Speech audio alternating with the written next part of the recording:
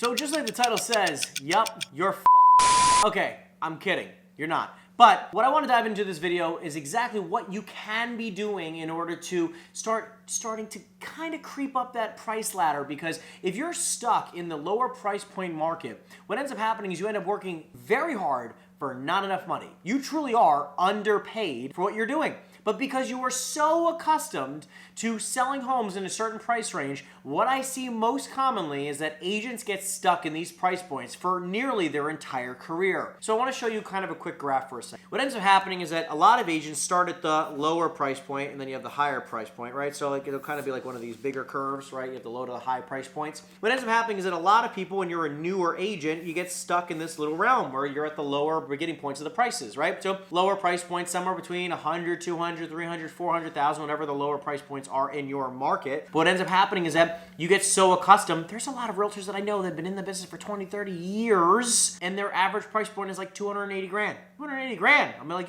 you spent 20 years prospecting the lowest price point homes in the area? Why would you do that? So I'm here to kind of shed some light on the fact that you are the author of your own business, the author of your own story, right? You get to dictate where you prospect. And the reason why, the most common reason why I see agents get stuck in this area is because, ding ding, drum roll please, the reason is that they feel like they're only qualified to sell that type of home because they're newer or they're a rookie agent, right? And only rookie agents sell newer homes. Rookie agents could never sell a luxury listing. Rookie agents can never sell the higher priced homes. This is a misconception, a mindset that I see of a lot of newer realtors. So what ends up happening, let's just take a quick understanding of some maths for a second, because you know I love my math, right? What ends up happening is that you, again, if you have a $200,000 home at 2%, that means your commission check is $4,000 gross. People aren't paying attention to this, but if you're only making $4 grand,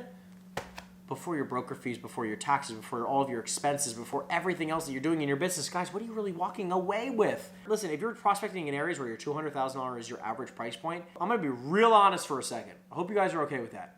Move. The short answer is move locations, because being a real estate agent in your area that you're in right now, because you're just trying to sell your geographic area, if your geographic area is like 200 grand or 300 grand, move to where it is more expensive. Basically holding yourself back from being able to make some serious money. To make $100,000, getting only $4,000 commission checks. Do you understand how many houses you need to sell? I mean, like, why would you do that to yourself? What I'm trying to show you here is that, like, you'd have to sell, what is that, 25 homes to make $100,000? All you did was you started prospecting $750,000 neighborhoods. $750 at 2%. What does that come to?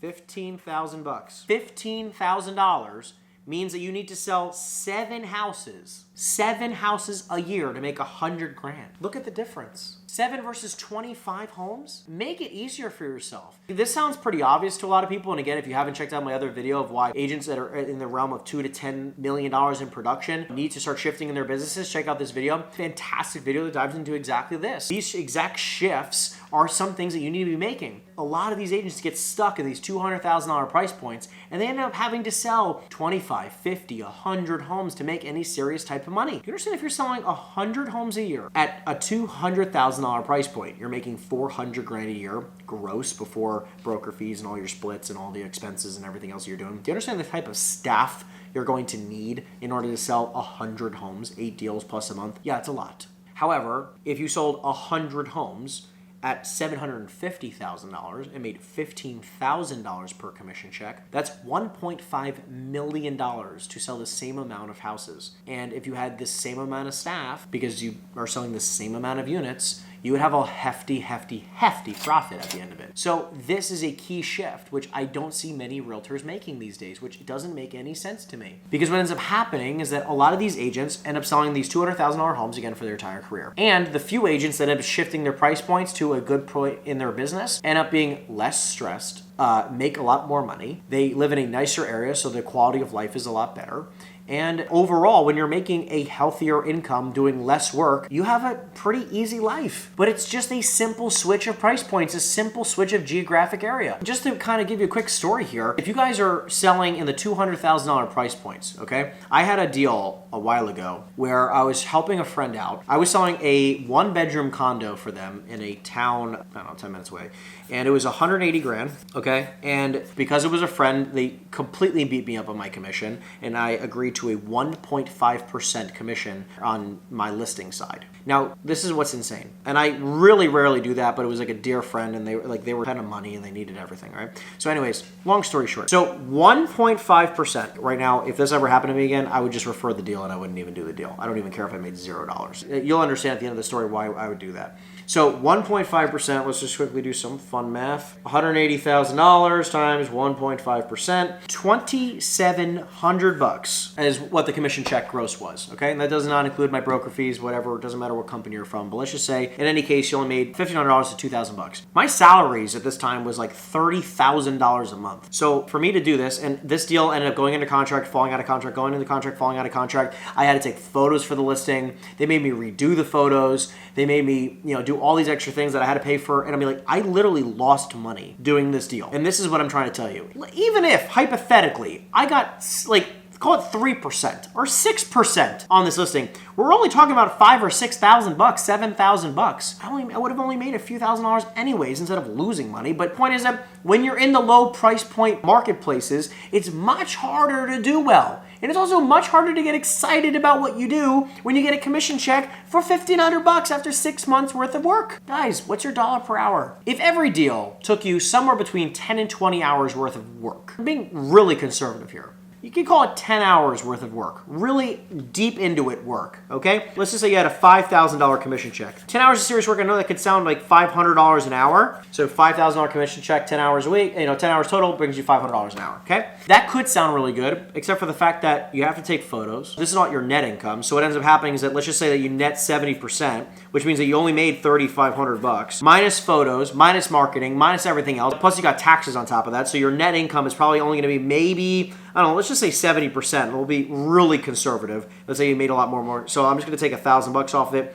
Brings you down to $2,500 at, call it 10 hours. 1 second, brings you to $250 per hour. Not too bad. However, that doesn't include your taxes. I didn't take that out of that. So at $2,500, then you have your taxes, which again, if you're making any sort of decent money, you're probably at least paying somewhere around 30%. So it brings you down to probably around $1,500, $1,500 to $2,000. You're only really making $1,500 at the end of the day. However, if we do a different example where your commission check is $15,000, okay, 15 grand, same type of conservative estimates to say, you're going to make 70% of that, 70%. So let's just even round it up to 66. So you're down to 10 grand after your net income from the brokerages, minus your fees, minus everything else, minus your taxes. Now you're up to like $6,000 at 10 hours. Brings you to $600 per hour. I know you like my handwriting. Anyways, point is, what I'm trying to explain to you is that legitimately, when you're doing in the lower price points, you're probably going to end up working harder for next to no money. And especially if you're in the really low price points, you're this close to not making any money or breaking even or losing money. But when you're in the higher price point markets, you have the ability to really take a step back and enjoy what the fruits of your labor. Because what ends up happening is that getting a $15,000 commission check, I remember when I got my first 5-figure check, $10,000 plus check, okay? I was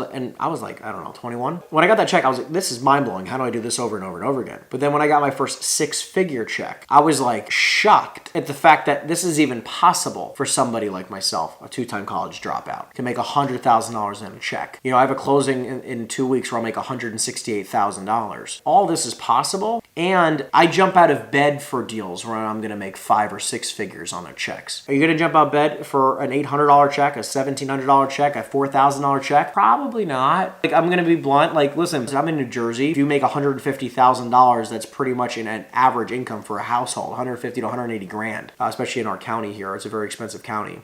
And everything's going up. Inflation is destroying middle-class America. If you are only making $40,000 a year because you're selling 10 homes at $4,000 commission checks, it is going to be really hard for you. And the shift that I'm here to express to you is that I have a lot of friends in lower price point markets, and they sell a lot of houses. And if all they did was move into a little bit more of a luxury area, I have a friend of mine makes $700,000 a year, and I believe he's in Arkansas, makes 700 grand a year because he sells 120 to 140 homes a year. Insane amount of real estate that he has to sell, and he makes around 700,000 a year, has like one assistant, and he kills himself to do that. Recently, what we've talked about, he finally agreed to doing it, is kind of shifting his market a little bit because he wants to live in a different area. He's moving, and yes, he's going to still, he's going to hire an assistant who really handles everything in that market, and then he's going to start shifting into a new market where the price point average is 3 times as much money. 3 times as much money means that he could, if he did the same amount of production, he would go from making 700 grand a year to over 2 million. It's a very different life, and I can assure you from living it. Think about it for yourself. If I could show you that you could literally work the same or less and make 3 or 4 or 5 times as much money, would you say yes to that? Probably. The whole point of this video is don't work harder, work smarter. And if that really truly takes you moving, if that really truly takes you shifting your entire business model into, instead of being a residential agent in a local area, to becoming a commercial real estate broker, maybe a mega metropolitan area, do it. Because I'm telling you,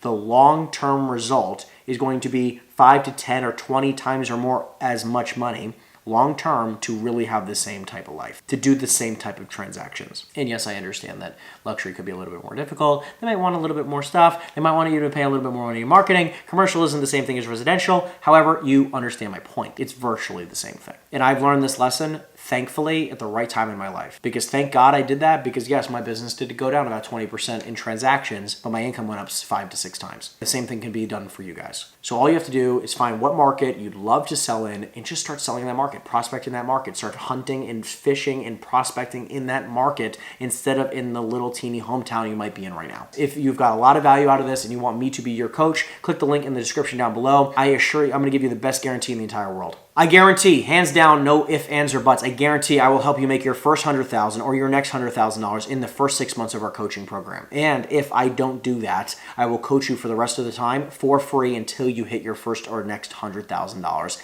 No questions asked. Again, we've already helped dozens of agents hit the exact same numbers that they want to hit all of their goals and then some, and I want to help you do the same. Click the link in the description down below to schedule your free consultation to see if you would be a great fit for our coaching program. Other than that, guys, I love you so much, and I'll see you in the next video. Take care.